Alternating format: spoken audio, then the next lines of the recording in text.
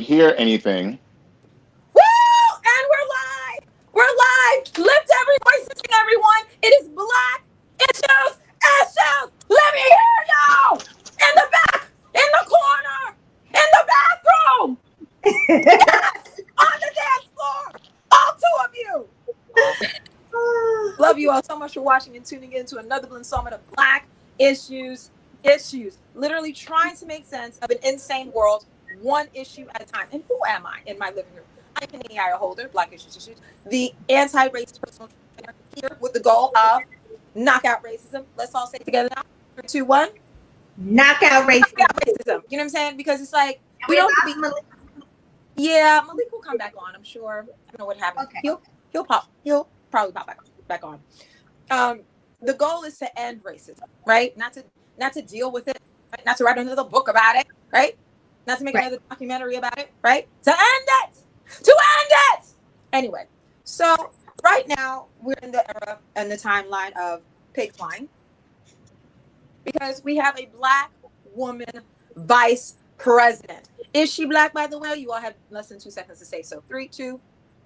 Absolutely. Yes. She is Black. Come on. She is Black. Okay. She's absolutely Black. And wait, she's Black. And she yad. Absolutely Black. Hello. And she a yachty. So we're good. And she's who? She's a yachty. She's Jamaican. Oh, yes, she's. Oh, yeah. Oh. Yes. So we're good with that. Yes, I got props for y'all. So we are gathered here today. Hold on. Can't find it this time. All right, no worries. I had it the first time. Here it goes. We are gathered here today to talk about the future of the Democratic Party with Kamala Harris nestled at the fulcrum. We have Kristen, an AKA lawyer and Howard University alum. Right. You know. No. And she, of course, is very pro Kamala. Then we have Tracy Baker. Put your hands together. All right. We have Tracy Baker, TV producer. Thank you, Malik. Thank you. See, I can get along with you, Black people. You the kind of Blacks I like. You know. Remember when was it Biden who said that Obama speaks so well? Who said that about Obama? Y'all remember? About what? When someone said about Obama, he speaks so well. Was it Biden who said that about Obama? He was articulate. Is actually what he said was he's so articulate as if Biden we're not supposed to be right. Yes. Well, dropping the baton. Speaking of which, I got to mention, why am I holding the baton as a microphone? Because we cannot drop the baton. No matter what we feel about Kamala, Biden, the Democrats, the history of America, slavery, reparations, we still need to go. We can't drop the baton. So we have Kristen, we have Tracy. We can say that Tracy is an Obama advisor, right? Because you served on the Obama Commission, the ECCO, which helped craft messaging to put on popular culture on TV. So producer, mom, for the people, down for whatever, Tracy Baker. And last but not least, we have Malik, okay? So Malik is a lawyer, okay? He's a visionary. He's also a TV producer and fuck the system, maybe activist, antagonist, Malik? You know I go with antagonist, very much so. Uhuru to you too. Uhuru. Yes. It's ingrained in my blood. It's ingrained in my blood. It's 5 generations of this. Kwanzaa's coming early, y'all. Kwanzaa is coming early. Thank you, Mr. Shakur. So we are going to get started. We have quite a few people watching. I'm so excited. And let's start with opening remarks. So all of you have 2 minutes. I'm going to set my timer, and I might be able to put the timer on the screen. Each one of you will have 2 minutes to explain your position. Pro Kamala, never Trump, burn down the system. And then also not just for you, but for your friends. Like when you walk down the street, when you pick up the phone, how excited are people about the same topic of Kamala, Biden, 2020 election? Let's start with Kristen. How did I know? Well, look, I'm all in 100% on Kamala Harris, 100% all in on the Democratic ticket. But the reality of it is that Kamala Harris has dedicated the entirety of her career of fighting for the people. When she left law school, she had a litany of options she could have done. A lot of lawyers, they choose to follow their passions, and that's exactly what she did. And what Kamala is passionate about is the people. Whether or not she's at the district attorney's office, or she's at the city attorney's office, or she's the attorney general of the state of California, she has always taken on roles that provided her the opportunity to fight for people. And when she found that her positions in the state of California were limiting her, she decided to take her fight for the people to a larger stage and went to the United States Senate, where she's raised issues about that are not only pertinent to the American people, but particular to Black people. I'm a big fan of her current push on legislation for more research on fibroids, which is something that impacts Black women at a far higher rate than most people. And as a result of that, she's putting our issues on the national stage. She understands that American issues are Black issues, and that for Black people, American issues are compounded on top of them. And so I'm excited to see her go to the White House to fight for issues for Black and brown people, and to continue the fight for justice, and to be there for the people. Wow. Okay. Put your hands together. Okay. Set your pigs to flight. All right. So thank you so much, Kristen. Holding it down, raising us up. You know what I'm saying? Lift every voice and sing. I believe the children are the future. All of that and then some. Thank you. All right. So now that we have that, and I figured out how the timer works, we're gonna go to the next person, which is going to be Malik. So Malik, you get to go. 2 minutes. Let's go. It is, I think, the problem that I have, and it's not so much what Kamala has done in her past. My problem is that we are the only individuals in terms of Americans who decide that voting is an option, not something that is a duty. And I don't think if Biden didn't need the Black vote, that he would not have gone with Kamala. No matter what anybody says, no matter what the situation is, we as a people, we tend to follow what people do. If you ask half the people who voted for Obama what his policies were before they had voted for him, they would have told you, I don't know, he's Black. That's why I'm voting for him. And the hype behind Kamala, right? She's the number 2 person. She's not the number 1 person. She's the number 2 person. And I get that that is an important space, but there's a sense of feeling used for our Black vote again, because we're going to put this Black woman here and look what we're doing. We're progressive. But it's always that story. We're doing what we can do to make a difference. And why so many Black people no longer wish to vote or want to vote is because year after year, we're told one thing and nothing happens. Period. It's just, it's a frustration. Am I happy that there's a Black woman on this? Yes. Not the Black woman I would have wanted, but all the same, it makes sense. Who would you have wanted instead? Stacey Abrams.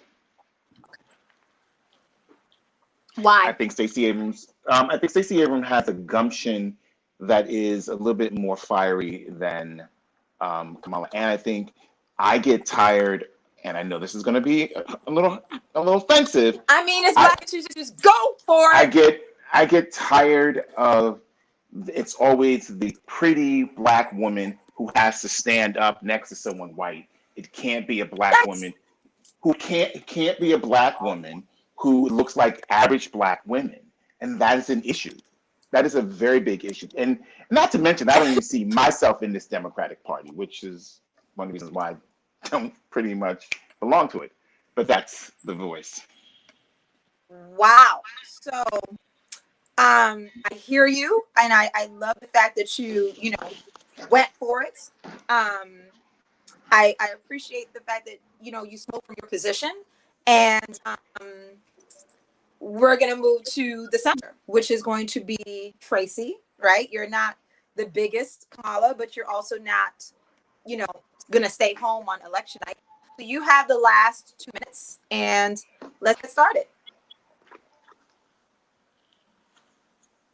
Oh no, your voice.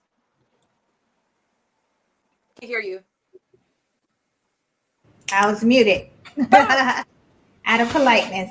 Okay, so I'm Tracy. And I now consider myself a Democrat, but my stepfather was in the military. So I have voted Republican in my history of voting. I voted for Bush Sr., which was the first time I was able to vote. And then subsequently, I voted for Bill Clinton, but I never considered him the first black president. Thank you. I also agreed that he should be impeached when he lied. I also voted for Obama, and I had the honor to serve on an admin committee for him called ECCO, which connected media execs to prevalent policies and issues that mattered to the administration. I am honestly for the people. I don't trust politicians, and I know there are things that they can't share with us, and we can never agree with all of the decisions that they make. Their truth and views are situational, and they're always changing. I will honestly say I actually voted for Barack Obama because he was black, because I knew that that was the one thing about him that wasn't going to change.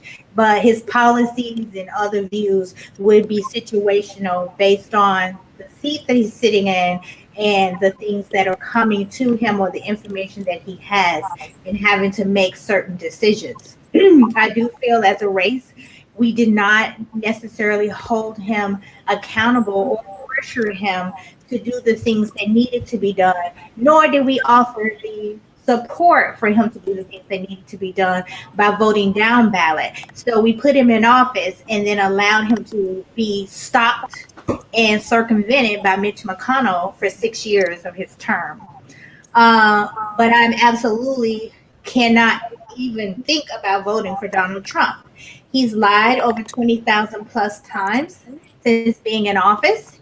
He laced his cabinet with people like Steve Bannon and Jeff Sessions and Bill Barr, all white nationalists, in my opinion. He never apologized for the birther stance, nor the Central Park Five, that's now the exonerated five. And he's appointed 146 district judges, 53 judges for the Court of Appeals, and 2 Supreme Court judges, which equals a fourth of the total judges in this country now. And only 2 of them have been black. Wow.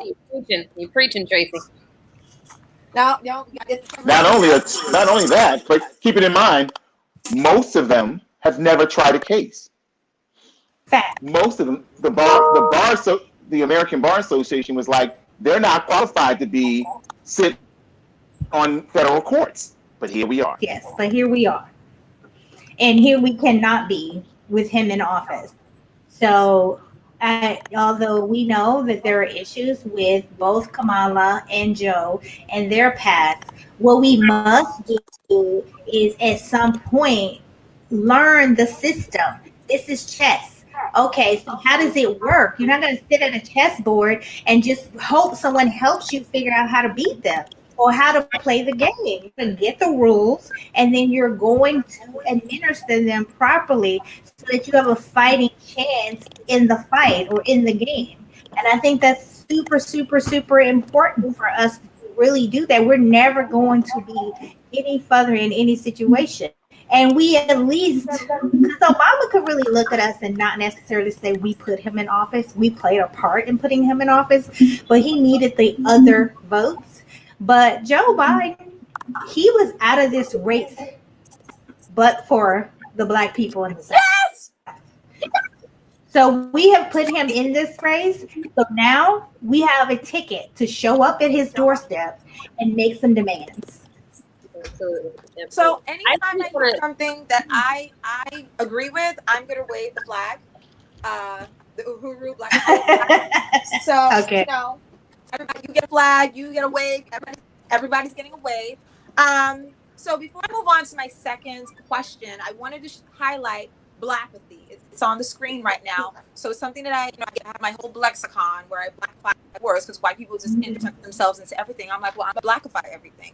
So blackapathy is being black and apathetic because keeping hope alive is literally killing you softly, right? So I see some people commenting about the judges, right? And totally agreeing that we have to play chess, not checkers. So when we think about like the larger scope of our issues, right? A lot of times we're triggered into the blackapathy, right? being Black and apathetic. We don't care. And so again, we want to have power. We want to feel like we can make a difference. We can make a change. And then we feel like, no, we can't. And so we take our power literally back, right? No one wants to be a sucker. No one wants to be a punk. And so they're like, well, fuck it. That's what this bullshit is. That's what these, lesser of two evils, dance with the devil is. I'm gonna take my vote back, right? Because they're actually Black pathetic, right? They're just disenchanted with the system. It's not that they're stupid. It's just that they actually see nothing really changes. So what would we say to people who are Black and apathetic, who suffer from Blackapathy? What would we say to them? Because I think when we talk about these issues, instead of being at each other's throats, we need to be strategic, right? Because our goal is to get them to vote, right? So how can we do it in a way that says, you know what, I hear you. However, the judges or whatever, what would each one of you say to someone who was like, nah, like again, I live on 25th Street, wherever it is that you live, I'm sure there's people who fit this category of Blackapathy. What would you say to them? Let's start with Kristen. Thank you so much. Well, first, I just want to say something really quickly to both Tracy and Malik. I know that both of you said you just voted for Obama because he's Black and you couldn't name his policies, or a lot of people were like that. And I want to encourage you with something that someone said to me back in those times, which was, for centuries, white men have done that exact same thing. They have voted for somebody simply because they were white. So you should never feel bad about taking an opportunity to do that very thing. Oh, no, never feel bad. Never feel bad. No. Yeah. At all. Yeah. Not but, I know that's something that was said to me and said to a lot of other people, the Black electorate, or you just voting for him because he's Black, regardless of whether or not you know his policies. But we have to say there's nothing wrong with that. This is our opportunity in history to do just that. And exactly. When we have to take those opportunities. And we do have to hold our politicians accountable, but I'm not going to hold my politician to a standard in which you would otherwise not hold the white politicians accountable when you vote for it to keep my candidates out. And so, I think there's absolutely nothing wrong with that. In terms of Black apathy,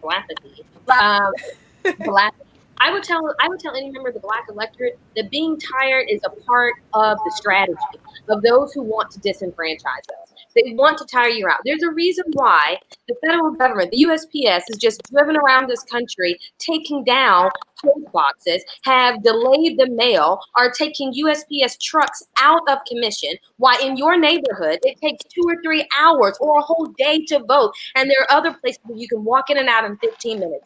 Tiring you down, getting you upset, getting you to a point where you do not want to vote is exactly the end goal of that strategy. It's the end goal of disenfranchisement. So the way you fight against disenfranchisement is you push through anyways. And I know that's tiring and I know that's annoying, but the reality is that when we push through and when we continue to vote, regardless of the efforts put against us to be disenfranchised, we continue to dismantle that system. And so, I never stop voting. I never stop pushing. I'm tired of seeing the same issues. I'm tired of waiting in line to vote, but I'm never going to be tired enough not to vote. And I think that in itself is supposed to discourage those who want to disenfranchise the Black electorate. Beautiful, beautiful. And translation, Kristen, if I may, what you basically said is that we are fucked. However, we need to, just keep going. Yeah. No, but I don't think we're fucked. I don't think so. I think that we're just not. We basically we're in a fight for hundreds of years, right? And honestly, the first things first, Blackapathy is this: when you don't vote, when you don't use that power, you're giving it to the other side, the opposition. That's first. But the other thing is we're smart. We're really, really smart people. And I don't even know a race that could have gone through what our ancestors have gone through and be where we are today. Like, there's just not another example of the strength of us as a people. And based on that, we have strong, intelligent people who basically, if we get behind them and we lay down not just hope or we need this and we hope they do this, but if we stand to them and ask them and say, you're going to, this is what we require, then we basically can then move these needles that have haven't been moved in almost 50 years. But that's what it's going to take. We're not fucked. We're just not using the power that we have. Our vote is a big, big, big part of that. It makes us freaking strong. If when we sit out, they lose. Whoever it is, if we sit out on you, you lose. So we matter, and we have to act like we matter, and we have to show up. But we got to show up. We gotta tell the people what we need, and we got to demand some stuff for our vote. The vote is cash. Thank you so much yet again, waving the flag. I think about, whether people are Christian or not, absolutely no judgment, but faith is is not walking by sight, right? Like you just gotta do it. You have to make a way out of no way. You have to believe in something bigger and larger than the ugly reality that lies before you, because leadership is vision plus authority. And so we are using our authority, some of us, to tell ourselves to not vote because we don't have the vision to see past the reality right now. I need to put that on the t-shirt. It's a little long for a t-shirt. I'm gonna put the whole goddamn thing on the t-shirt. I'm gonna have somebody type up what I just said. Type it. Something about vision and something. Yes, right? So we have to see, because that's it's gonna perpetuate, right? And I think that's what causes the blappity. The blappity is a loop. Your brain is on this loop of it doesn't matter. It doesn't care. It doesn't matter. It doesn't matter. And so then it doesn't matter.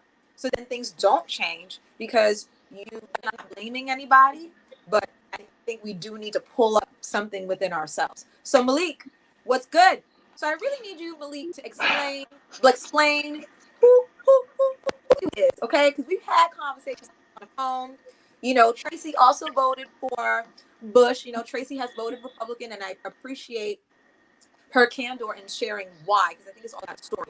How did you come to not voting? How did you come to being a Democrat? How did you become a Democrat or a Republican? Excuse me. So you skew slightly conservative, Malik, correct?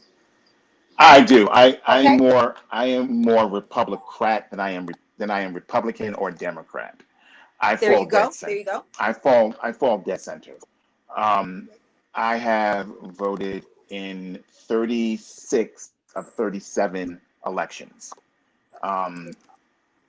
But I also understand the plight of the struggle.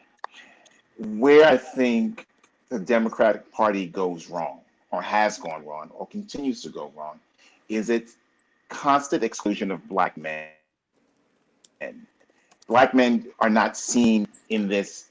Black women are the backbones of the Democratic Party, and it should be Black people, not Black women, because then you begin to do this divide and conquer separation of family, as you've been doing from the late 60s all the way up to today. So when Black men don't see themselves in this, they are like, well, I'm not important, I'm not a part of this, so I don't need to do this. That blackity, that there becomes, if my voice is not seen, I'm not heard, why am I here? Why do I take the time to vote? Because there's not been that it's not been instilled in them to understand the importance of voting and why we have to vote. I live in 2 cities. So when I didn't vote, because I didn't vote in 16, and even when I was going to vote, I was not voting for her or for him. I was like, clear, I can vote down ballot, but her meaning Hillary or Hillary, meaning yeah. Hillary.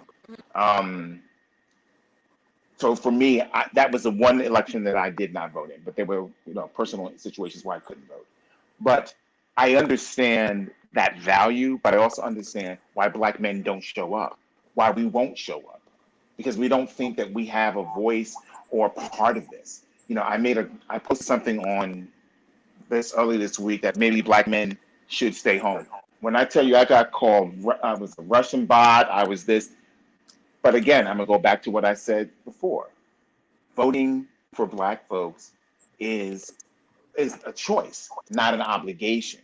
And that obligation has to be a part of it. But if you don't see changes happening, you don't want to be a part of it. Because why am I doing this? Why am I wasting my time? Nothing changes. Like I said earlier, I live in 2 cities. No matter what happens, they're going Democrat. So if I vote, I vote. If I don't, I don't, because I know they're going blue. Now, if I live in a purple state, that's a little different. Right. But I try to make sure that I vote, even in the smallest election, to the greatest election. But that's something that's instilled in me. Many of my male friends, they could care less about voting. They could care less about the census, and I got to sit like this. Can we fill this out right now? Or not? Fill this out. But no one's taking that person's hand to doing that. Then you have this whole big push where it's black women, black women, black women, black women, black women, and then that ties back into the whole psychological. I'm a black woman. I can do it on my own. I don't need you. So if you don't need me in the house, you don't need my vote.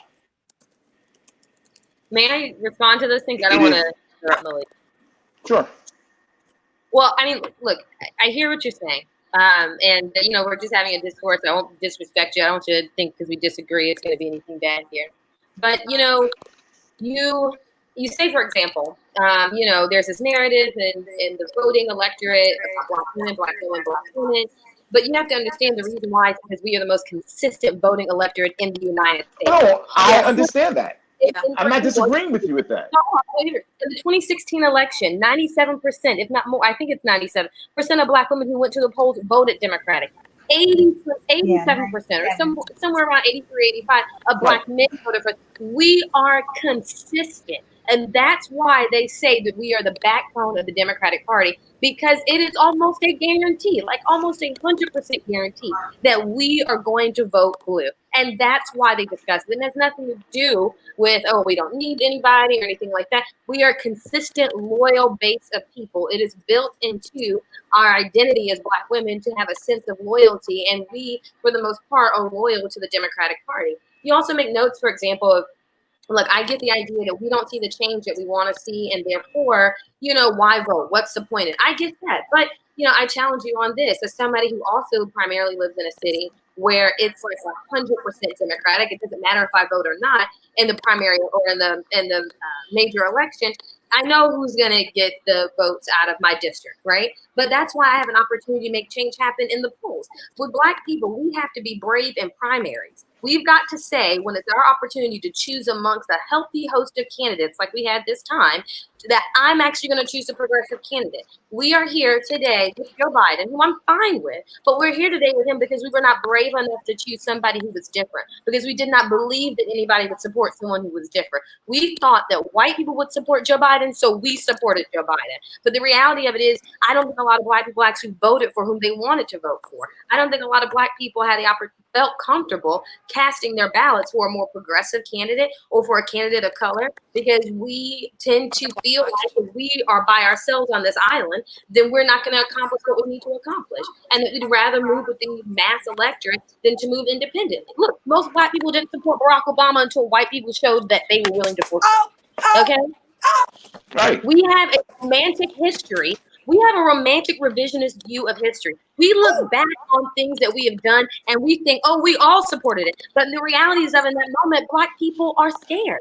So, like, the reality, I'll wrap this up because I don't want to take over this moment. But the reality of it is that we have to vote, and we have to be brave when we vote. And when we do vote in primaries, we need to vote for the more progressive candidate, if that's who we support, or the more conservative candidate, if that's who we support. And we've got to vote for us and not thinking about what everybody else is going to do. And Well, so, yeah, and I agree with you. No, I agree with you 100%. But when you're so accustomed, and this goes into this whole psych space, that white is right, that if they do it, then I'm going to follow them, there is no thought of independent thinking. You know, one of the great things about the Black Panther Party and the Black nationalist movement is that it became, we are who we are, period. I'm not trying to be anything other than I'm Black. I don't identify as an African American. I refuse to be identified as an African. I'm Black. I mean, if anything, I'm a Jamaican if you really want to get technical. But I agree that we don't. But there has to be something more than we're going to do this, we're going to do this. Like, there was something Kamala said, we're talking about good paying jobs. What does that mean? Because that excludes me right off the page when you say good paying jobs, because those are more blue collar workers Yep. jobs. Those aren't white collar worker jobs. Mhm. And because those of us who go to college, go to grad school, go to law school, because we have all these credentials, we then get moved further and further out of the job market. It's the same thing with the word diversity. Diversity doesn't mean equal. Diversity means I can limit the number of black people who come in here. Because if I have a woman, a gay, I have a lesbian, I have an LGBTQ, and I have a transgender, I've met the diversity, and I can still segregate black people out of this. So when you are in that cycle, in that circle, then you say to yourself, well, me going to vote does what? Doesn't change the cycle, doesn't change the behavior, because we don't have anything that gives us a win. Barack was a win, but Barack wasn't a win because he didn't do anything to change the lives of black people. He changed the lives, he tried to fix the lives of Americans, but not specifically black people. And that that right there becomes, okay, I guess we got to do this way. Do I think Donald Trump shouldn't have been elected? No. Did I think he was going to be elected? Absolutely. Absolutely. So I'm gonna let There was finish, and then I'm gonna let no, go ahead. come in, and then there's quite a few comments that I want to address. No, go ahead. 36. So Can I add one thing to that though? Is that we have to stop thinking that voting is the end. is what Voting is the end. That's the end game. It's not. So that's why people get frustrated because they're like, I voted and nothing changed. No. That's just a piece of it. That's like saying I woke up and got dressed. Okay, you woke up, you got dressed, you had to put your dang shoes on, get your keys, grab your coat, go get in your car, drive yourself to wherever you needed to go, get out that car, go inside. Like, voting is a piece of the equation. It is not the whole equation. Imagine the people saying, I want it to be free. Yeah, and so you need to hook up with Harriet Tubman so you get your ass up out of there. You can't just wake up tomorrow, I want to be free, and nothing happened. I said I want to go. You said you want to go. Did you pack up your shit and get to moving and lay low and make sure you had some snacks in your bag and block something for, like, voting is a piece of it. It is not the entire thing. And we have to get past that. And we only make up, 14, 15% of the general population. We don't really know because half the people scared to do the census in the first place. But guess what? We're not going to have a candidate at 14%. That doesn't put you in that office. We need to know how to make it with other minorities. So there's a lot of pieces to this puzzle we need to use our intellect for in order to vote it. And then, prior to George Floyd and all those guilty people want all this guilt giving, the NAACP, their lobbying purse was about $500,000, and the NRA's was $43 million. Tracy, repeat that. We can't play this game, Tracy, because we've talked about this on the phone. Repeat the fact in terms of power, in terms of money, and in terms of voice, right? Your voice is your vote, and money is also your vote, right? Yes, because the NAACP had no cash because no one's joining, no one's giving. They can't lobby for anything with no money. And then the NRA sitting on $43 million, so they'll be shooting up damn schools and churches and anything else they want to for the rest of their damn life if that's what they want. Even the freaking the homeowners and the real estate, their lobbying bucket or pocket is like 23 or 24 million. I watched a YouTube with a white real estate guy who basically broke it down and was like, you want to know why black people don't get a lot of the issues they want taken care of? Because they don't have the money to lobby. That's a piece of the game. It's your politicians, it's the lobby, it's the cash for the lobbying, and then it's the people who are willing to push the button. And it's not these celebrities unless they're willing to finance some lobbyists. So that's the sad but true reality. And, in terms of money, we have so many black people who right now are losing their homes again, right? We're having an economic recession all over again. So all that home equity Anything that we are owning, we're losing it now, right? So, and then on top of that, some of us are dying of COVID on top of high blood pressure and diabetes. So crystal ball, it might be that between not filling out census and as many people that are dying of issues, plus on top of that, we're still pop shooting each other, right? We might fall to under 10% of the population, right? So it's No, I don't think that'll happen. Huh? Say that again, Malik. I don't think that'll happen. I mean, I don't think we'll get to I 10. want it to happen, but just think about, New York City's census fill out rate is like abysmal in Black communities, and so I'm just thinking like what is actually going to happen in terms of what Tracy's basically saying, which is a long-term view of our current issues, the judges, the money that we need, like from what she said, it's like a three. We all still here? So it's like there's so many issues, right? So what is money, right? To play politics, you're gonna need money, right? To play politics, we're gonna need to vote, right? To play politics, we're gonna need to run actual candidates that have our issues in mind and campaign and get elected, right? If both options that are running for office are both who we want, then we don't really lose, even if a candidate loses. But what we're seeing is generation after generation, the candidates don't meet our demands. And then that includes Obama, which we should have another Facebook Live. Well, they don't meet the demands because here's the deal. First, you put me in office, so that gets you a ticket to come and have a conversation with me about a policy that you'd like for me to do. But then the next ticket is the lobbyists, because they have the real buckets of cash. So therefore, they show up, and now guess what? I appreciate you putting me in office, and I know if I want to get reelected, I'm gonna have to circle back to you, so I'm gonna have to give you something. But I gotta satisfy these checks that's rolling in here. That's how this country moves. It is what it is. If you don't like it, you have to move to another country. This country moves on the finance. These money folks are running this universe. Like this morning when I woke up, I didn't really read about what anybody on Facebook cared about Joe Biden or anything else. I looked to see like, what's the stock market saying? What are they feeling today? What do they think about this guy? Because those dudes are going to decide who's going to be the president. It's not going to be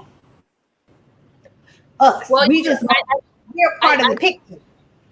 I hear you, Tracy, but I challenge you on 2 points about this. I mean, one, we can change it. We do not have to be a capitalistic country. We do not have to buy into these ideas that money buys everything. We look at a lot of races. There was a race out of Northern Virginia back in 2018 in which the person who raised the least amount of money actually did win. Yes, I understand money in politics is a problem. That's why to this day I am against Citizens United, that Supreme Court case that just allows people to be able to contribute unlimited amounts of money. It's ruining politics. There needs to be a cap on campaign contributions and how much campaigns can spend. Without a doubt, that's the only way we're going to get a truly diverse pool of people. Right. The simple fact that it costs millions of dollars to run for a Senate seat.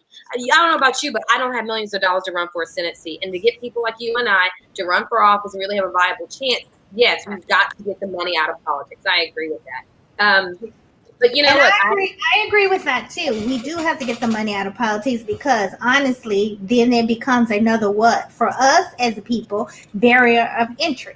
Because look, we don't come from wealthy families and donors and all of that. So that again makes it a challenge. But what is it going to take to get the money out of politics? The money to put the right candidate in office, to flip the Senate and the House of Representatives so that we can get the vote to basically get rid of and change those laws. I think it's a cycle, right? So one, people need to feel like exactly they need to feel like they have skin in the game to begin with, right? No one's going to run for office if they don't even vote, right? It doesn't match up, right? No. So at a certain point, you need to feel like fuck it. I'm not going to burn down the system. I'm going to spook by the door. I'm going to get a seat at the table. you know what I'm saying, like that. So a person like Malik, ironically, would be the best person to run, right? Or like me. But then people like me usually don't want to run because we're like, nope. We see all bullshit, you know what I'm saying? And we're Yeah. like, it does the opposite. And so we get into the cycle year after year and, you know, election season after election season, where the people who run are the polished politicians who have been groomed to not really see you, who have been groomed to only see the money, who have been groomed to know, okay, so you blacks, y'all ain't gonna raise that much money for me, y'all, you know what I'm saying? So I'm only gonna give you, so we have this thing, which again causes the blackathy. And I forgot to actually ground this conversation, that we're supposed to respect one another, be authentic with each other, and also hold each other accountable with facts. But I think the three of us, the four of us, the 90,000 of us who are watching and tuning in to, you know, Facebook and the YouTube Black Issues Issues, you know, I think we're already, you're laughing, we're already doing that, which I think is so, you know, I'm just so grateful to have all of you and all of these comments. So let's get to some comments really quickly. So one was addressed to you, Malik, and specifically around, you know, Black men feeling like they're disenfranchised, that they're marginalized, that they don't feel like there's anything in it for them, which I really appreciate that you're that vulnerable, raw, and honest to share that. Because again, a lot of people have been saying that it's bots. Oh, so this is Russian bots that are saying they're not going to vote. I'm like, no, I fucking know people, okay? Like, actually know them, right? And they're not necessarily the most ignorant, you know, whatever word you want to use to describe some people. No, it's what I call man babies. They just sit on their couches all day and fucking eat Fruit Loops. No. Some are like grown, successful, sophisticated, and still have issues with voting. So I appreciate that. So the counter argument, Malik, is that Black women show up all the time. If you look at our history, we have been marginalized within various civil rights movements. One person mentioned, you know, we made the coffee, we made the copies, right? Because there's even sexism within the liberation movement of Black peoples, right? And so we have been, you know what I'm saying, backseat driving, you know, the racial revolution for years, and we may or may not complain. But that's not true. Oh, but that's not true. Ooh. That's not true, because look at Ella Baker. Look at Ella Baker. True, look at Fannie Lou Hamer. Yeah, there's Ella Baker, there's Ida B. Wells, there's Ida B. Wells. We have always been the voice, yes, and regardless of sex, there are those who are going to stand up for injustice, who are going to take the hits and do what they need to do. That goes without saying.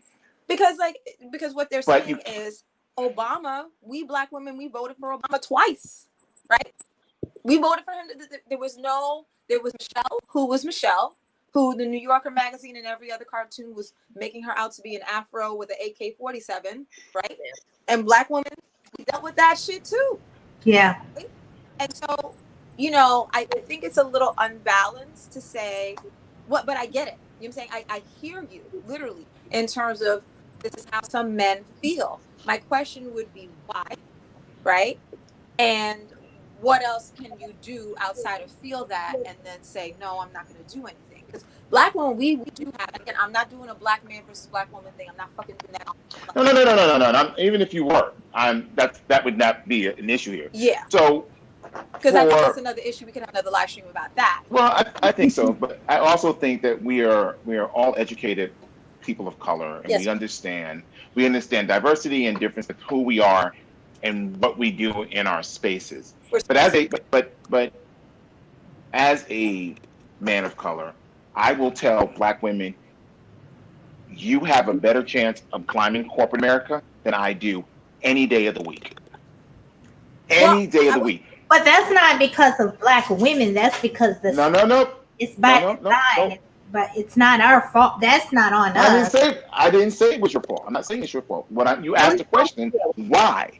So these are these issues that then begin to say, well, if they're going to do this, then let them go on and do it. That's it. I'm not going to, I'm not going to push. I'm not going to try. And then I understand why Black men just walk away. I get it. They're tired. They're frustrated. They're done. They're over it. as much as I fight, it takes someone uniquely special to say, regardless of what they throw at me, I'm gonna throw it back at them. Yeah, No and matter Malik, how long it takes. that very person in society is Black women. But and so like, for example, we talk about Black women in the electorate. Look, in 1920s, white women got the right to vote, right? Not Black women, right? Not Black women. Yeah, in 1867, whenever they passed the 14th, 15th Amendment, Black men got the right to vote. Black women could not actually walk into a polling location uninhibited, no longer being disenfranchised until the 1960s. So you talk about a group of people who have been disenfranchised for generations far longer than anybody else. And that's why we show up the most. You talk about people who say, well, hell or high water, I'm going to do my part in trying to change America. That's Black women. That's every single time there's been an opportunity. But by doing that, you then exclude Black men to be your counterparts. Yo, come on, let's go do this. Let's do this. It's not a Black woman thing. My issue is it's a Black person thing. But there is this thing that is happening where it's Black women, Black men, Black women, Black women, Black women, Black women. Okay, what about Black men? Well, here's the thing. We do vote. We do vote. Barack was a Black man, right? Well, and let me say this. And that was also 8 years ago. You have to respect. No, 4 years ago. That there are some things that are unique to Black women. As I always say, Black woman is one word, not two. There are things about our existence that are not just Black and not just about women, but there are things that we go through that are particularly different than everybody else. Which I agree with that. And I agree with that. We are not trying to break apart the electorate. We are not trying, and I don't think that people are trying to break apart Black people by saying that Black women particularly vote more, or by attenuating to issues particularly of Black people. They are actually telling us, we see you. We see that even within the community of Blackness, there's something about Black women that is particularly special, and that we get an opportunity in society for somebody to take note of us. This is our moment in history. And we're asking all people to support us. We are not breaking barriers. We are reimagining America, where a woman that looks like me or Tracy or anybody else can actually say someone who sits in the White House looks like. This is our moment in history. This is special to Black women. And Black women you have to support. Black men are just not, we're just not always, you're not always in our story, but we are always in our community. And that's very different. Right. But And I will say, wait, stop. There's the problem. We should always be in your story.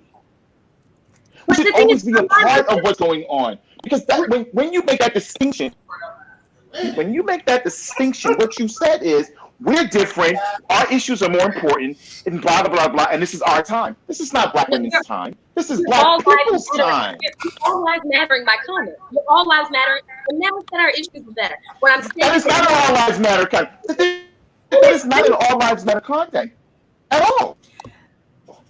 I would like to say this is, I understand this is your that when it was Barack, it was our moment. It was a Black man that we lifted and supported 100,000%. And like she mentioned earlier too, and took the hits in the comments about his wife, who was a Black woman. She didn't have the, she looked like us. She was a Black woman, like purely defined as a Black woman. And I don't think that when Black women are excited about Kamala, we're not excited about a Black man, or this is our chance to show that we're better. It is really literally, look, we are the Mother Earth. Every last one of you come through us. So we have birthed every man, every woman on this earth. That's who we are. So therefore, to not say, let's celebrate her, our queen, is just really like another slap in the face. This is how I feel. It's just another slap in the face to just say that and grab that and think like it's only being used against us because we're allowing it to be. So I sorry, go ahead. If I can for 1 second, the last show I did was like way more kooky. You know, I was doing all my props. And again, this is the second divided Democrats, because this is exactly what's happening, right? This is it. The hashtag divided Democrats, right? Because we are hemorrhaging and beating each other up within the Democratic Party or within the left or within whatever collective notion of what being Black is, right? When it's also the system that has us at each other's throats, that has us, you know, trying to keep our heads above water and judging, you know, well, you're up on your high horse, you know what I'm saying? Like, we're just, you know. And so what I am honestly hearing, and this is not an attack on you, Malik, because again, I appreciate it. We're not going to get to the plan, okay, that Martin Luther King and everybody else was talking about until we handle this. And this is actually not even the conversation. I had like 9 different, you know, videos queued up of Kamala Harris laughing at reparations and Kamala Harris laughing at truancy. We're not even getting into that. And it's 7:56. You know? But, you know, I need a purpose for the high horse. You know what I'm saying? We have to talk about these things. But I think that this is also very crucial and valuable, because this is what is going to be our undoing, you know? Whatever we're witnessing and feeling now is going to happen once Biden and Kamala, if they do so, get in office, right? Those who feel like fuck the system are going to continue to feel fuck the system even when they get in office. Those who feel like there goes Black women and where what's in it for me, or where's my shine, they're going to spill it. So we need to handle this now, you know? Because again, if we get reparations, where the money's going to go? It's going to go right back into like corporate hands and white people's hands. Well, that won't. We're broken. That won't be happening. I mean, Malik, we getting reparations too. The other part of the Bible, if you are a Christian, is folks need to start. We're gonna get it. No, I'm not saying we're not gonna get it. I'm just saying we have to work to build each other well, up. Malik's not gonna accept his check, but I'm gonna get mine.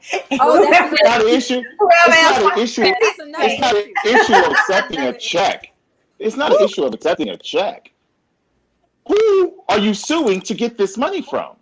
Oh, okay. There's a list of the companies that are being sued, actually. Yeah, the Lloyds of London. But you are an ancestor of the direct effect of that.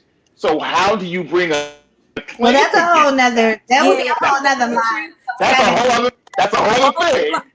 You know, all the Black issues. Stay tuned for another live about reparations. And exactly. We will have Marcus Garvey on. We will have Bob Marley on. Exactly. We will have Che Rivera on. We will have them all on to talk.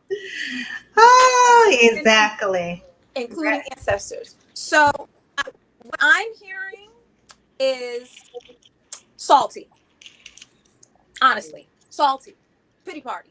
I mean, I'm just going to be honest, right? And again, I appreciate it, but again, it's not directed at you, because you're not just talking for yourself. You're talking for all these other men that actually do feel this way. And I'm not going to deny that they feel that way, but I also hear it as, I'm like, dude, like, I was going to say dude, but that would be directed at you. So, you know, whatever. Rhetorical. Dude. Like, Obama wasn't. I don't offend easy.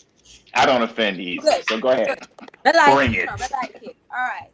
So Obama was in office for 8 years, and we walked around, you know, my president is Black and my wine is rosé. Remember when rosé was right? We were all like, woo, my Lambo is blue, yeah. Right. And we all had a Louis Vuitton purse, right? Brunch. Yeah, I don't know. Brunch. Right? So that's what was happening during that era. There was no pity party from women, Black women, and there definitely wasn't a pity party from Black men. So I find it interesting that is not congruent right now when it's Kamala for VP, that there is we did not see all of this vitriol towards Obama when Obama was running, right? There was malaise. There was blackapathy, right? White people voted for Obama, and then we were like, okay, we're gonna. Because I remember like barbershop interviews where people were like, I don't know about this Obama dude, right? But it wasn't like fuck him. It wasn't like, you know, I don't trust him. It wasn't like stay home, don't fuck the vote. Like there was a little bit of that, because I think that just unfortunately indicative of Black America. You know what I'm saying? This whole fuck the vote thing. But I don't think it was necessarily that targeted towards Obama, right? And I'll be one to say that because I remember the day he got nominated and everyone was like, woo, in Chicago. I was like, deuces. I was like, I already knew that he was going to fucking, you know, bail out the banks. I was like, see, this bullshit. You know what I'm saying? So I am guilty of that too. But I knew up until that point, I was excited, right? So, but I feel like there's a lot more vitriol having nothing to do with the GOP. This is nothing to do with the GOP. This is not fucking Russian bots, because I have Malik right here speaking from this perspective. Yeah. So my issue is, it's real that Black men feel this way, right? And we all know why, right? Why is a rhetorical question, right? But I think how or what is the question? Like, how do they, and I will say they, right? How do they navigate that? How do they get over that? How do they still feel empowered? How do they then engage in the community in multiple various ways, which could include also voting? Because I feel like it becomes stagnant and static, where you get into this sentiment and then it's like, well, fuck it. And then you don't vote, and then you're not, you know, in your community, you know, there's all these other things that you just don't do because it's like, it doesn't really matter, which is, again, blackapathy. So I would also like to raise the point that Bush bailed out the banks, just so you know. That was a Bush policy. Bush signed that. So that's a 2008 report. I don't know. Everyone puts that on Barack Obama. He didn't do that. I mean, you know, that was a Bush he thing. put in Timothy Geiger. So, and he was a former Goldman Sachs. So that's another issue. Right. That's another, we need to have. That was not bailing the banks out was not an Obama thing. Bailing the car manufacturers out, that was an Obama thing. Yes, that's true. And I would like to say this too before. Yes. But I do want Melissa to hopefully help us get to a place of understanding how we engage the Black men into this, because we need them. And so that is important. It's a very simple thing. But the easiest way is to bring them along. Not we're Black women, because when you just see Black women, and I'm not trying to take anybody's shine, I'm not saying you don't deserve this time, this motion, this space. But without Black men, the black existence stops existing. That's not true. That's not true. We can't have children with each other. No, that's very true. That is very true. That is not true. That is not true. Black men. To this, I'm going to say something. I'm a Black man, and I'm telling you, I'm a Black man. So I'm telling you what it is. No. I'm telling you that view of Blackness is why every time something has happened for Black people, the idea is that it's actually only for Black men. That's the problem. Where does that come from? No, not just for Black men. Where does that come from? No, I'm telling you. For example, when we look at issues of the civil rights, we look at civil rights issues. We also neglect to see that there are particular policies about Black women. We weren't seeing them discuss issues that were particularized to us.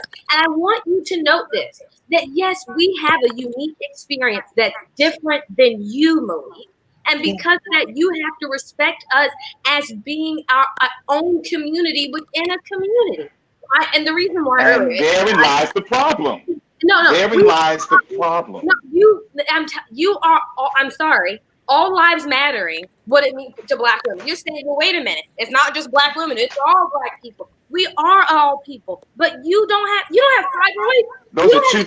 Those are two different things. All lives matter. That all lives matter statement is a very that has nothing to do with Black people. You don't have issues of maternity, of Black morbidity rates when you go decide whether or not you're going to have a child. There are particular issues to Black women. We have our own particular issues. But I walk outside. I could be killed because I'm a Black man. I'll even tell you this. As a dark-skinned Black woman, I see the world differently than a dark-skinned Black man. You are treated as a sex symbol, as somebody who's beautiful, as somebody who's wonderful.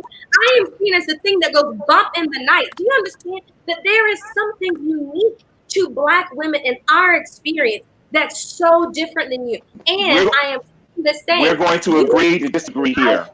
We're going to agree to disagree because both our pain is still pain. It's still pain. And by trying to isolate those, but you're trying to isolate your pain as it's something unique and special. When as a black man, yes, you are, because that's what you just said. You said all lives matter. You keep saying all lives matter because I'm saying it's about Black Lives Matter. And you keep saying, no, black women have something very unique and different that black men don't experience. But you don't experience what I experience. No, we both parties within the race have two different experiences. That's clear. Look, and the cops that killed George Floyd are in jail, and the cops that killed Breonna Taylor are out having parties or whatever they get to do with their lives. They're not arrested or offended at this point.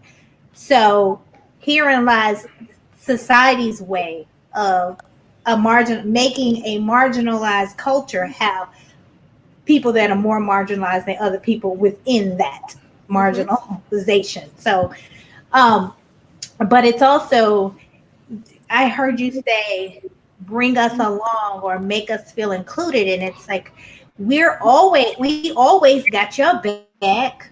We always have your back. We're out here. No.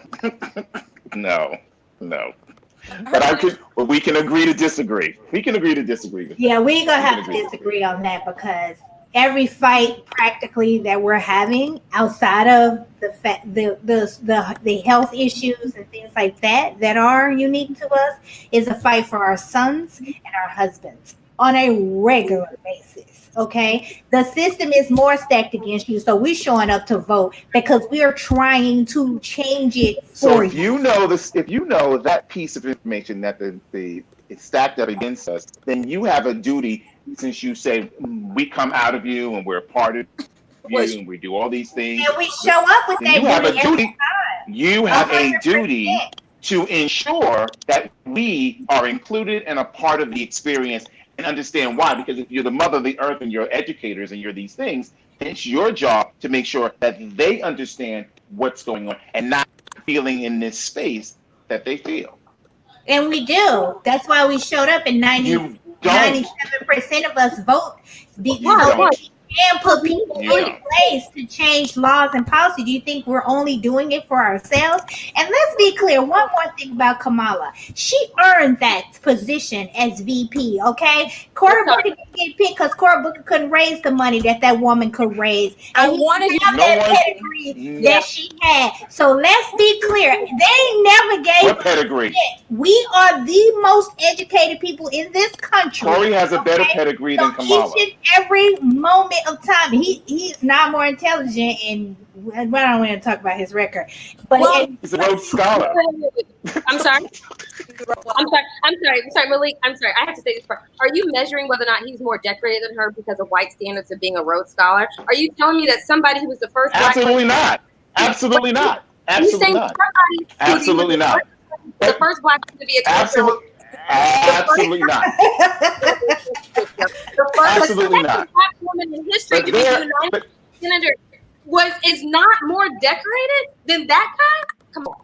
At the end of the day, she earned that job. At the end of the day, let me tell you, right now. Above Hillary Clinton, that black woman worked for the job and she got it because she bust her ass for it. That we do each and every day when we show up and bust our ass to get the gig, to get the job so we can feed our kids, put them through college, support our men, and everything else that we do as black women in this culture. Oh, well, shut that down. Look, here it is. That's the only thing I'm going to say. Support black women, okay? We support black people. We support all people. Support black women in particular things that we go through. We support the world. And as Alice, I'm sorry, Zora, we 100% support our men. We do. We support our. No, you don't. No, you don't. But it's okay. It's okay. You don't have to, but it's okay. Support black women. That's how I'm. Can you say support black women, Emily? Support black women. Exactly. Give what you want. Do I support black women? All right, let me do this real quick. All of you who are commenting right now, if you believe to support black women, please flood the comments with support black women. Hashtag. Let me see the little explanation here. Let me see what happens. How Hi, Malik. hashtag I am doing enemy in one night. Just get me on CNN right now. I was supposed to be talking about how much I hate Donald Trump. I have so many facts. What happened to that? Just wrap up. Nobody. Listen, Tracy, I had Allie, I have all I had Alma here. I had all my twin dolls here to sit. I had all my props to use today. Oh God. Sucked into a whole conversation about the black man and the white, and not even the white man, the black man and the black woman. I feel like No, but we do need to look. I am voting that I Malik needs to have a few more of his friends on here with us. yes. But here's the deal. There is an issue in this election, and has been in previous elections. I remember that Proz actually had an organization about I think it was called When Black Men Vote.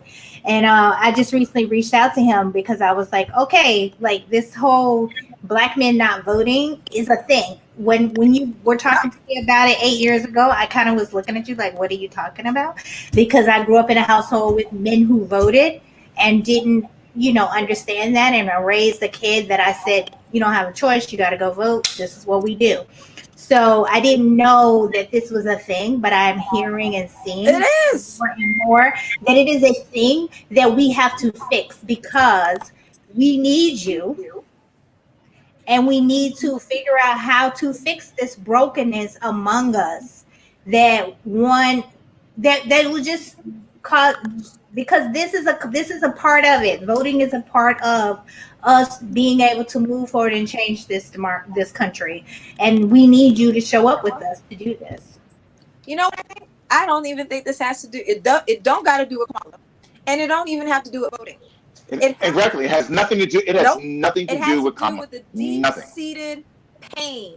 Mm-hmm. That's true. Of annihilation. Yeah. Behind of being and then what happens is that's what it is. Ain't got right. And then what happens is then we then do this, and when I say things, it's not about black women. It's about black people. Then I'm hit with all lives matter. No.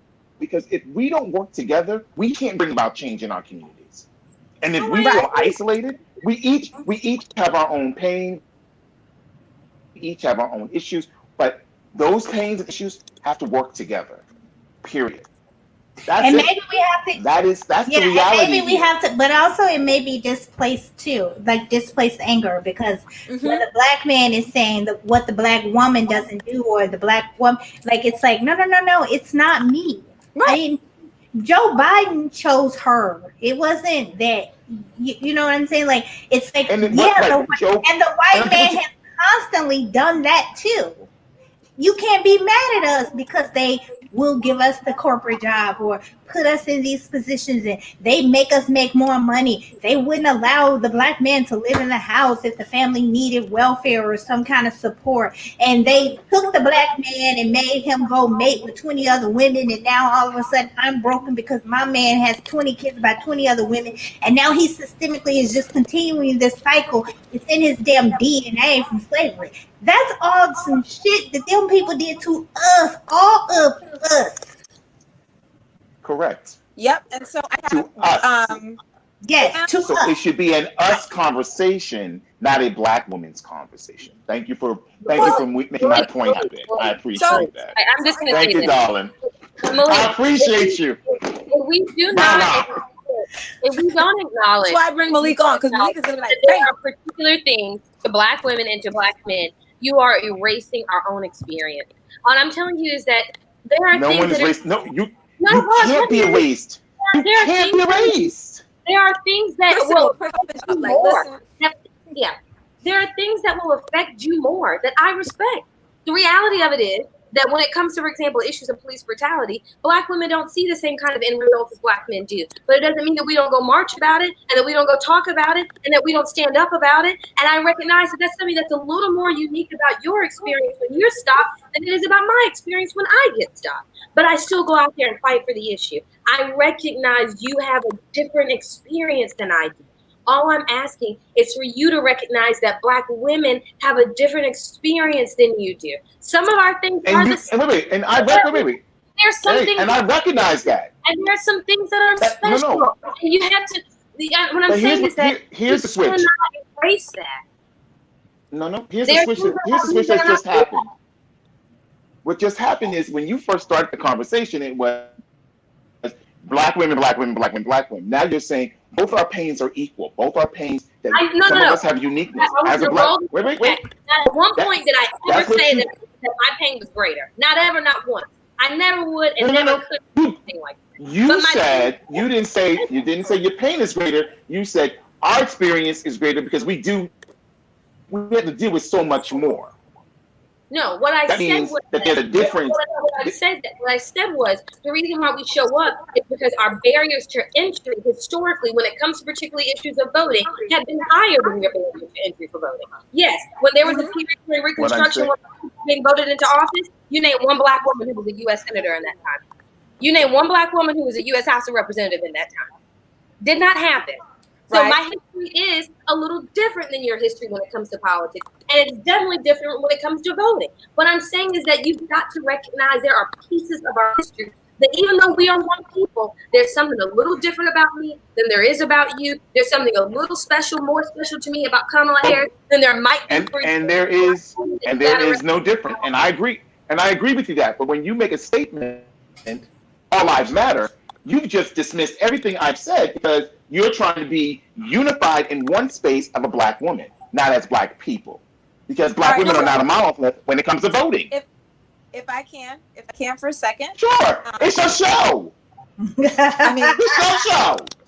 I've never felt more like it's not. Before you say something, here's what happens. Here's what happens when you get educated black, especially educated black lawyers in a room and debate. Oh, no, it's great. You'll sit right there. We'll be like, no, God damn it, no. Malik, you know how we do. You know how we do. Right. You know what I'm saying? And I know you're the rest of the night. That's what I want. I know you're an AKA. So Chris, I gotta light some incense or something because I'm like, hey, I just want to figure out how we're gonna all come together because I say we start with the Divine Nine. Start with Divine Nine and then work our way around and bring everybody else into the fold. Okay. We can do that. Let's make it like it's a homecoming. You know what I'm saying? Let's get a homecoming together. This is true. Get around. Get some Q punch. I'm just saying. We can have Malik. Malik, you're Greek. I was about to say the same thing. See? Are you Greek? I am. So you guys are both Greeks. Well, I'm not. Are you Malik? He's a Q. Which one are you, Malik? Hurry up and say it. He's a Q. He is. Come on now. Lord. I heard him say You said Lord. Show me your boots. I know you're wearing gold boots right now. Show me your boots. We need a moment of silence. No boots. Nah, B. No. Also Mason, but that's neither here nor there. Part of the other night I said, wait, I'm not Divine Nine. I didn't go to HBCU. I'm not an AKA. I'm not Jamaican or Indian. I was like, Kamala, I'm not family. What just happened to me? Look, but we all have those Dutch slave master last names. That's what matters. Johnson, Simmons, Harris. So we're all on the same boat. So good. All right. So damn Goodman has a question for you. I know y'all so. Well, we not. That's why you're not getting reparations because I'm only entitled. You can't trace I'm only entitled to 50% of the reparations. You can't trace them roots back right, baby. You're not gonna get no rate. That's right, Cora. You are. Now I understand. Wait. Exactly, because here's this. I know the plantation. I know the family. And owned my family 9 generations in this country. What was your question, darling? Oh. And you still kept your family name. Okay. So Tuesday on, people on. So let me get to the comments. My dad was not having it.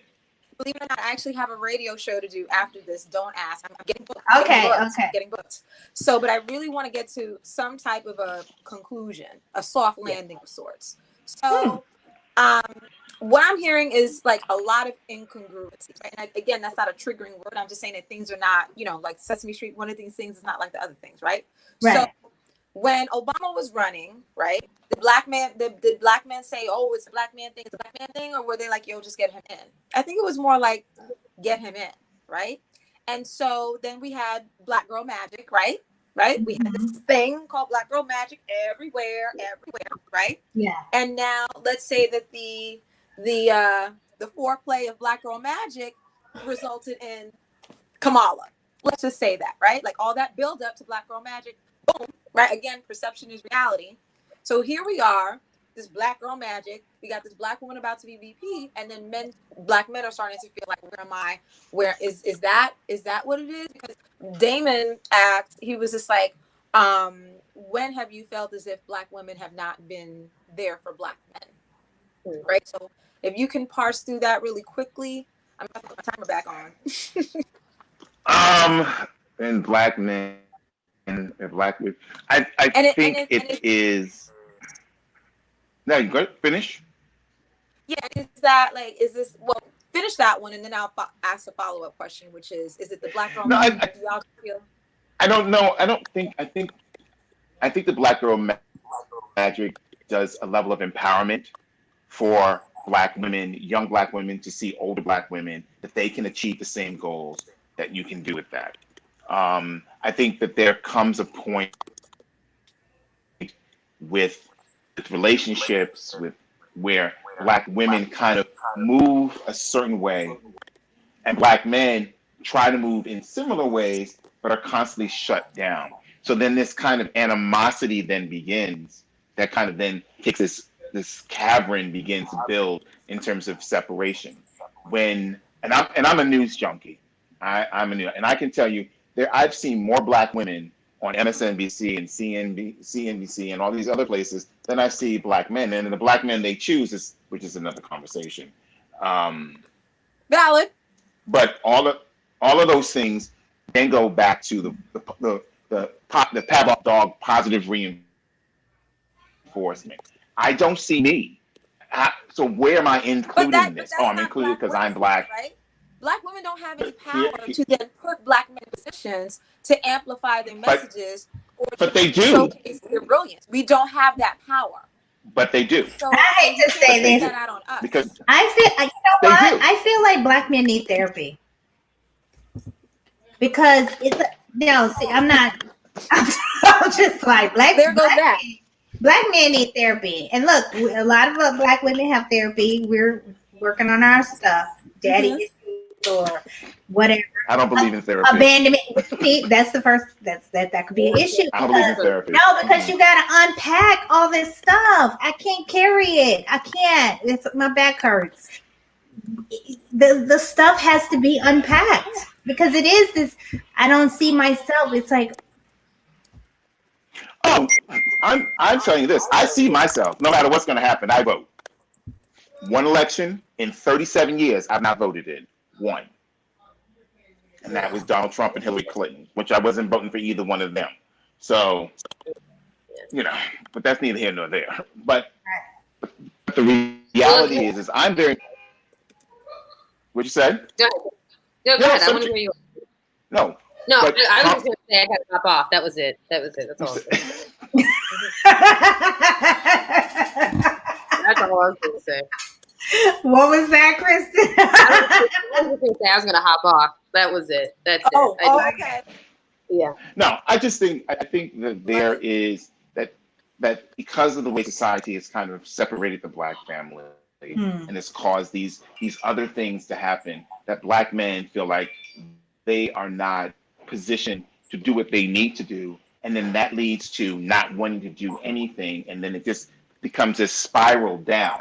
Which is why I understand. Which is why I understand Black men will just walk away. Disengage. I'm done. I can't deal with this.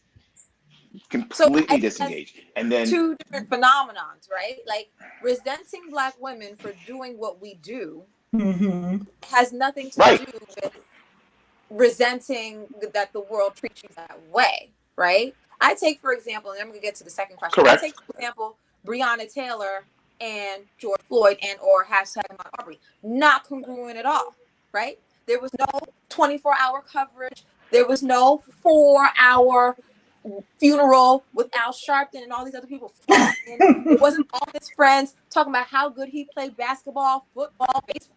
There was none of that. And you know what?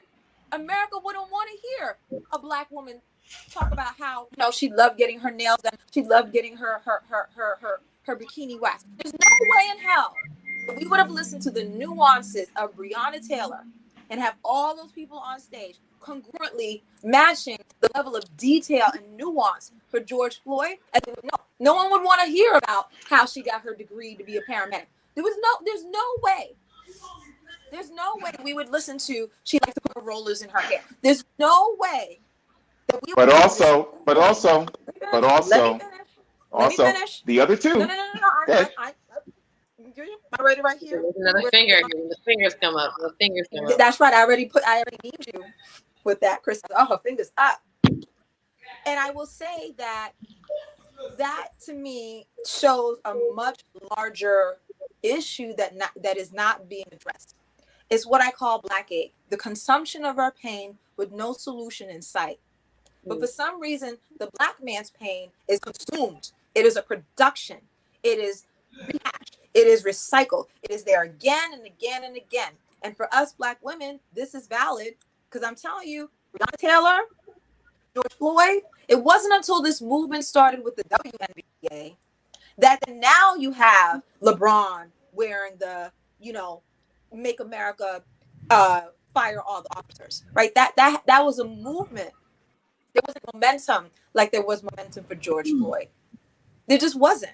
And I think that is actually an issue. And again, I do feel like Black women are more, I won't say all the ways, but more unconditional in the way that we just say, all right, let's get this shit done. You know how hard it is to put this whole thing together? Text messages, emails, somebody in Nigeria to sit there and make the flyer. I'm fucking getting this shit done. 20 people watch, 2,000 people watch, but fuck it, it's getting done. It's getting done. Somebody was drunk, broke all of my lawn furniture in front of my door. I was up till 4:00 in the morning. That shit fucking happened. I'm still fucking getting this shit done. So that level of resolve, that level of unconditionalness is what we want to see in all Black people.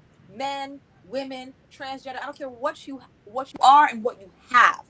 That's what I'm talking about. And that to me has to supersede the issues. We all have issues. That's why I have Black issues. We all have issues. The thing is, how do we show up? I ask myself that every morning. How am I going to show up? How am I going to show up? But that also takes a level of courage. Well, all right, folks, I'm out of here. Apologies, Kristen. You have been a boss. Yes, I'm gonna tell my people, get you on the CNNs and the MSNBCs. You know what I'm saying? I'm taking you with me. Just make sure that Malik and Tracy are also on the panel because it's just great to be with the both of you. And I would love to argue with Malik on national television. But we can't talk about Black issues. We can't talk about Black women and Black men issues, and we can't have like a conversation. That's fine. We can talk about anything else, but we don't do that. We can do that like this, but we don't do that. Kristen, we don't do that. I wasn't even able to hug you with the reparations laughter and the truancy. I wanted you to handle that, Malik. Well, we'll see. But look, I can't wait to vote on November 3rd. I hope that everybody out there does the same thing. I understand this is a tough election. I know some of you, whether you run, walk, or have to get dragged to the poll, go vote. Make your voice heard. Let's make a difference. Let's get this clown out of the White House. Hello. Let's do what we got to do to at least give ourselves a shot at a better, more progressive future. I love you guys. Peace, love, and blessings. Thank you so much. Everybody clap it up. Everybody put your fingers up. Put the fingers up. Emoji for Kristen. She is the bomb. Diggity. She's like, listen. So we're wrapping it up. Right? Yeah, we're gonna wrap it up. It's 8:30, so let's say we do one. I did want to show like one video. I mean, I don't even know if it makes sense anymore because our tone just totally changed. I wanted to do the reparations one or the Kamala laughing at the threatening one, but she would be the one to do it because she was the big Kamala supporter. So hey, everybody who's watching and tuning into Black Issues, literally trying to make sense of an insane world one issue at a time. And so I think this was not the conversation that I wanted, but it was a conversation that needed to be had. Right. And I'm really, really blessed, honored, excited to have all of you watching live, commenting live, and also my Blackbirds tonight, Malik and Tracy. I'm going to see if I can take one or two more comments. Black men do need healing, and therapy is the best way. They quick to tell us about our baggage, but a lot of men are not willing to address their own pain. Nevertheless, we persevere. Yeah. Malik never gave a valid reason to explain why Black women do not support Black men. So, boom, Malik. He wants you to back that up with some nuggets. I think a lot of it has to do with, the way, as you said earlier, how the welfare system divided the Black family and pushed them out, and that historical fact that kind of comes into this space. But then Black women don't hold Black men accountable. So then Black women just feel like, well, fuck it, I'm gonna do what I want to do, because the freedom has been given to them to do what they want to do. And Black women, I'm not saying Black women don't support, but they don't support like they should, like my parents support, like my grandparents, like that level of support. Malik, I want you to define support.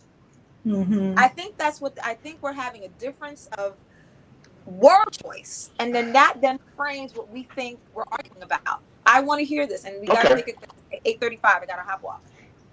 All right, I think the key, the thing about support is, and I'll use me as an example. If I'm dating you and you need to go out, we got to go to an event, and it's about you, it ain't about me. My job is to make you shine.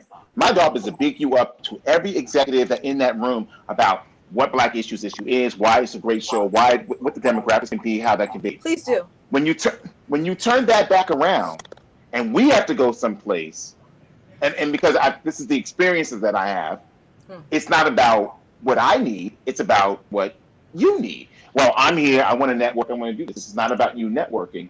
This is about you supporting me so that we can get this money and we can build this empire that we're trying to do. So we don't always have that, I'm gonna support you, I'm gonna hold you down, and we're gonna make this work. It doesn't always work that way because we don't understand each other's role and purpose. So I have a theory called shine, glow, glisten. My job is to make you shine. I glow in your shine, and everybody else behind us glistens. When it's my time to shine, then you glow, and everybody else still behind us glistens. We don't understand that. We don't understand what teamwork is anymore because there's this whole thing of Black women. I'm independent. I can do it on my own. No, you can't do it on your own. But isn't that may not be by choice though? That's been by force. No, right. But we have a duty as this generation to change that, to move that away, which then goes back to this whole thing of not feeling. Yes, we do have it as this generation or the next generation, because this generation is standing in our shit.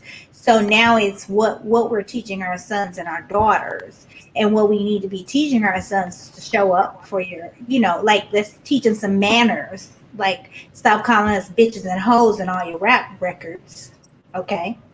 And then we won't feel like we need to teach our daughters that you don't have to take that from him, and you can depend on yourself.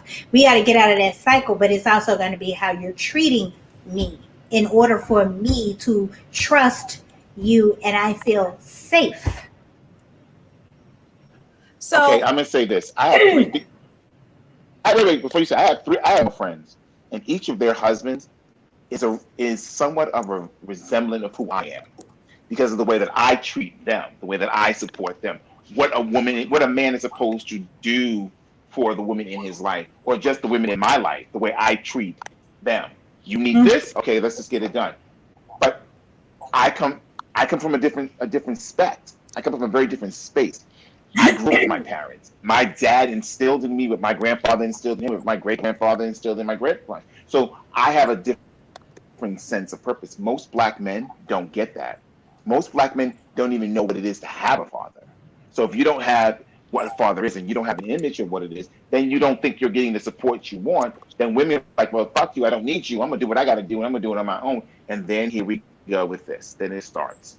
That I'm not being supportive because I'm not being supportive the way you want me to be supportive, the way that makes you feel comfortable. Life is not meant to be comfortable. Life is meant to be uncomfortable. And we grow together to find a level of comfort. That's what we don't do as a race. That's what we don't do as men, and that's what we don't do as women. And then all of this then becomes this part. So then women are worrying about taking care of themselves. It's the same argument that I have about feminism. Why are Black women feminists? Y'all should be womenists. That's been drilled in my head by far too many women. And it makes this is like your 5 issues are different episodes of Black Issues, by the way, Malik. This is like producer.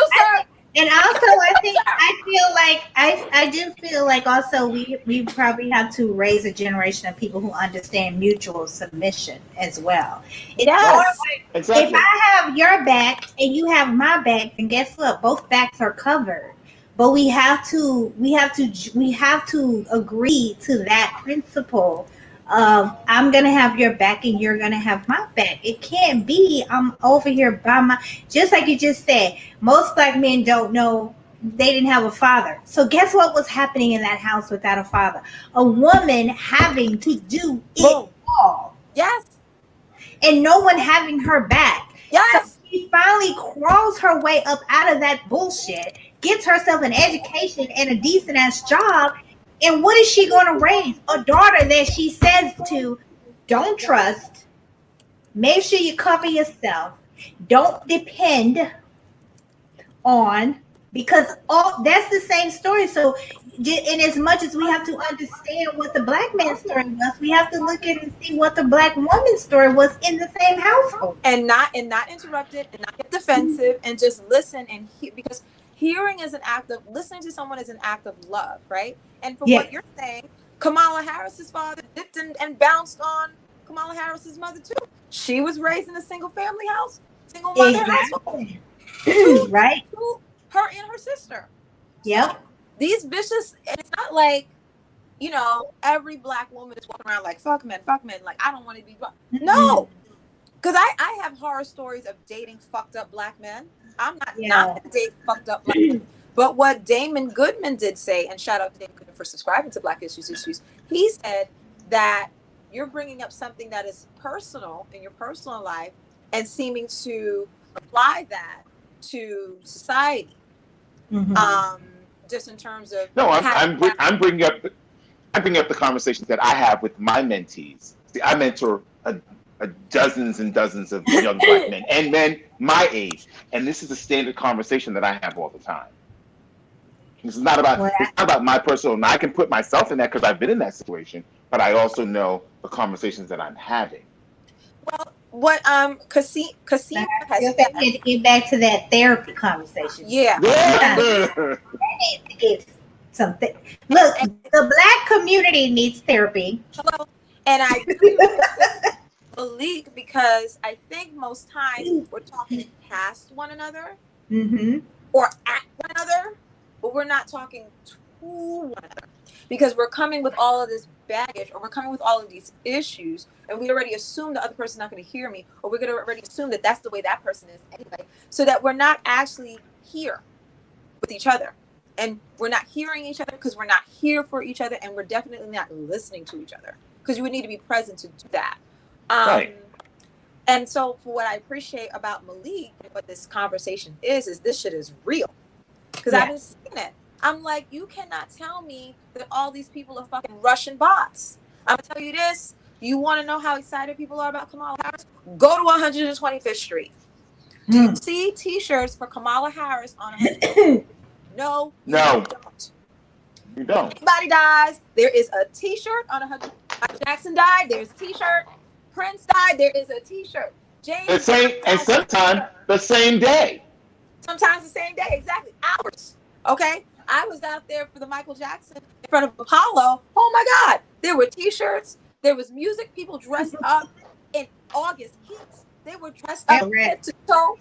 Michael, you know what I'm saying? So to me, 125th Street is the pulse of Black America. And when I remember, because I lived 3 blocks away from 121st Street. So when Obama was running, please, you were tripping on the t-shirts. You know what I'm saying? They were selling t-shirts as rags to like it was just t-shirts, some type of t-shirts for Obama.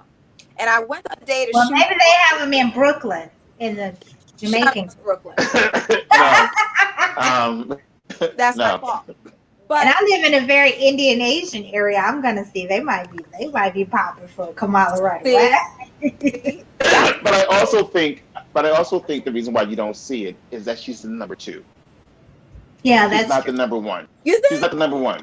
She's the number 1. I mean, when Aaliyah died, there was things for Aaliyah when Aaliyah died. I know, but that's different. That's celebrity. I mean, the ticket is Biden, so the ticket is Biden. Now, if it was Kamala Biden, then you would see it. Because she's a second, and I think she'll be vice president in 2 years, become president, and have a presidency for 10. But that's my prediction. You say that again. I want to hear all that again. That was so good. Crystal ball. That was so juicy. I said, and I've said this about when Stacey Abrams was going to be the pick, that Kamala's going to be vice president for 2 years. She will become the 47th president of the United States. Mm-hmm. She'll have Biden's 2 years, and then she'll have 8 of her own. So Biden's going to only be in 2 years. You think he's going to go senile? What do you think? I don't know. I just think it's only going to be a 2-year presidency. I can't find my I actually believe. I agree with you. Though. Yeah, I think so too. I think because he gets that. Because why? Because he gets to be the anchor of bringing the first black. Right, pigs flying. President in male, bring the black woman. In. So then he has, right. So now he has a legacy of being this progressive, cool Catholic who has ushered in a new generation. Yeah. But he can't usher in a new generation. Right. Mm-hmm. And then Kamala brings in a Hispanic. And then you're done. And here we are. Ooh. Now, Tracy, New America. You had mentioned on the phone to me why you knew Stacey Abrams was not going to be the VP pick. Can you explain that really quickly? All the Stacey Abrams people. I'm not. I forgot what I told you, but I'm not. You told me that she needs to be governor. What happened? You told me that she needs to be governor. She needs to have executive. Well, I mean, this is what I did say this too. I said we're looking at when we were looking at the landscape of all the people, and people were like, Kamala should be the Attorney General, and I'm like, why? Wasn't she Attorney General of California? And we hated her for that, right? And Stacey Abrams, who I felt like, look, governors have a lot of power. We see that now. I mean, we're basically 50 countries. We ain't no damn 50 states. We're 50 countries. Right. They're all executives. Yeah, because basically they do what they want to do. You know, there's this national thing, and then there's state stuff, and these states. There's that Republican in you coming out. I hear it. I hear states' rights. Uh-oh. I hear you, my conservative sister. I hear you. From Gawa. Black. I'm a Republican, right? Right. Hey. Welcome to the Republic class. Yes. We right there. Look here. If Donald Trump was a Democrat, I'll be voting Republican. Let's be clear. I don't even check that little box. Like, are you Democrat? I'm like, wait, no, hold on. I'm for the people. Let's look and see what you're going to do. Or is there a place or a possibility for the people to get something that they need, or that you would actually have an ounce of dignity and heart to help or change, or in one law that will help. Can I get a WIC check? You don't want reparations, but you want WIC? Malik. I want a WIC check. Look here, Malik. Yeah. So, from that perspective, I just looked at the role of the vice president is, if the president dies or what have you, that person becomes the president. They oversee the Senate, which is where she's been most effective. And They do formally recognize, just duties, but they're not, that person is not what everyone fears about Kamala. That's not the vice president's job. They Right. need the states or government and things like that. So it also was like, let's choose wisely as we're moving these chess pieces around on who gets to sit where in this cabinet. And I just felt like, and look, she can raise money. She raised a lot of money for him really quickly. And her email, the night that they named her the nominee, the vice president nominee, her email raised more money than any email ever in the history. Wow. She got everybody paying $19.08. No, they're 1967. That's what it is. But guess what? Voter rights. Okay. Yeah, it's 1967. So they're doing 19. They're doing 1908. But you know what? She's doing exactly that's the new black girl's mantra, right? Get to the bag. Yes. Bag. It's so true. All right, so we're gonna wrap it up. I love this. Like people are literally saying that this is a really interesting conversation. I think, Tracy, you're the anchor in terms of like actually being in some way, shape, or form involved in any type of political awareness. You know what I'm saying? Like you've had close contact with the Obamas. Malik, you're raw and rugged. You know what I'm saying? Like you're speaking. You're speaking on behalf of the minions and the millions and the black man. Amen. The black man. You're sitting there speaking to them. And so I'm going to do two more things. One is make a prediction. I found my crystal ball. It is so heavy, y'all.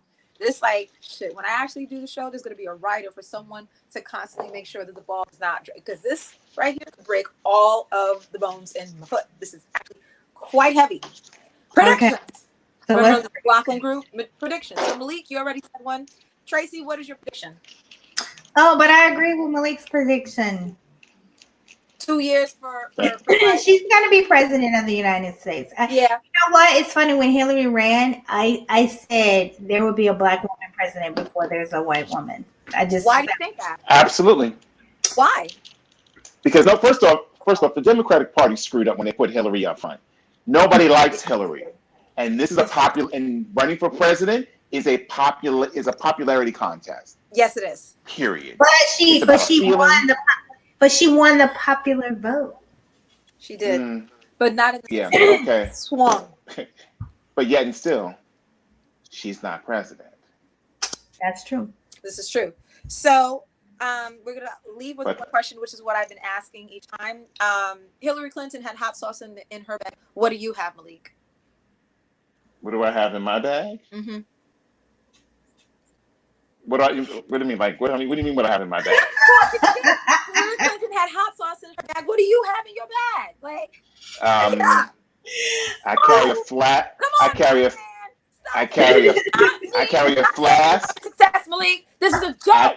Take it. I carry a flask. You dropped the baton. It's the whole point of the show. My God. No, I didn't drop it. I had to think about.